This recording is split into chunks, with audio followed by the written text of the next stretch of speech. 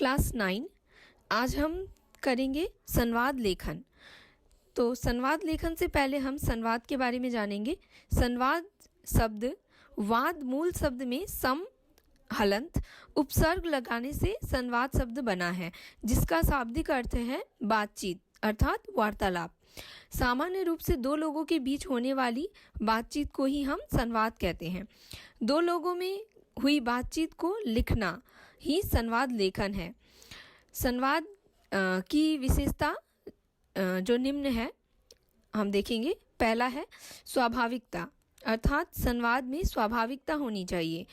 ऐसा नहीं होना चाहिए कि पात्र जिस स्थिति जिस संस्कार से संबंधित है उसका प्रयोग ना होकर बोलचाल की भाषा में किसी और शब्दों का प्रयोग और भाषा का प्रयोग ना हो। जैसे कि अगर हम गांव के चरित्र के द्वारा संवाद कर रहे हैं तो हमें गांव की भाषा का प्रयोग करना चाहिए। उसमें हम अंग्रेजी के शब्द नहीं डाल सकते हैं, यह स्वाभाविकता नहीं रहेगी। फिर पात्रानुकूल भाषा, यहाँ भी जिस तरह के पात्र हैं जैसे पात्र हैं, अर्थात अगर शिक्षित पात्र हैं तो उसी तरह की भाषा का प्रयोग होना चाहिए। अगर अशिक्षित अनपढ़ है कोई तो उसी तरह की भाषा का प्रयोग होना चाहिए।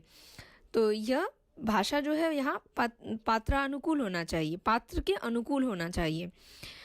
तीसरा है प्रभावी शैली, अर्थात जो संवाद का जो बोलने की जो शैली होगी वह प्रभावशाली होनी चाहिए। सुनने वाले जो हैं उस पर संवादों का असर होना चाहिए। ऐसा नहीं है कि बस हमें संवाद लिखना है या संवाद दिखाना है इसीलिए हम संवाद कर रहे हैं, बल्कि उसका कुछ अर्थ होना चाहिए। अगला है जटिलता से दूर, अर्थात संवाद की भाषा में जटिलता नहीं होनी चाहिए। हम ऐसे नहीं हो कि हम जो संवाद दिखा रहे हैं कि एक व्यक्ति कुछ बोल रहा है और वह इतनी कठिन भाषा का प्रयोग कर रहा है कि जो सुनने वाला है उसे समझ ही न पाए, तो यह जटिलता नहीं होनी चाहिए। शालीनता, भाषा में शालीनता होनी चाहिए। इसमें अशिष्ट शब्द जैसे जो शब्द गलत हैं उनका प्रयोग नहीं होना चाहिए। उसी तरह से संवाद लेखन में भी कुछ बातें ध्यान में रखनी जरूरी है, जो कि इस प्रकार है। संवाद लेखन के समय भाषा सरल और सहज होनी चाहिए, जटिलता नहीं होनी चाहिए, पहले ही कहा गया है।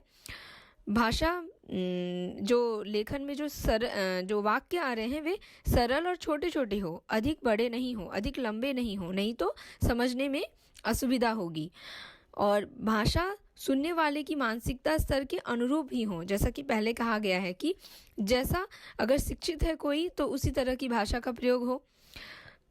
उसी तरह से संवाद लेखन में किसी एक पात्र के कथन को बहुत लंबा नहीं खींचा जाए ताकि समझने में असुविधा हो। भाव विचारों की पुनरुक्ति से बचना चाहिए, अर्थात जो विचार पहले बता चुके हैं उसे ही दोहराया जाए, ऐसा नहीं होना चाहिए, बल्कि उसके अलावा जो बातें ज़रूरी है वे बातें संवाद लेखन में होनी चाहिए। संवाद लेखन के अंत में उसे एक बार पढ़ लेना ज़रूरी है, क्योंकि पढ़ लेने से हमें बहुत सारी अशुद्धियाँ जो है वह हमें मिल जाती है और उसका हम निराकरण कर सकते हैं, उसे हम अलग कर सकते हैं।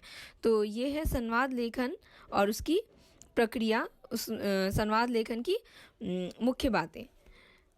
और इसके साथ मैं कुछ उदाहरण दूंगी और उदाहरणों के साथ साथ आपको कुछ प्रश्न दूंगी, जिन प्रश्नों को आपको स्वयं करना है। धन्यवाद।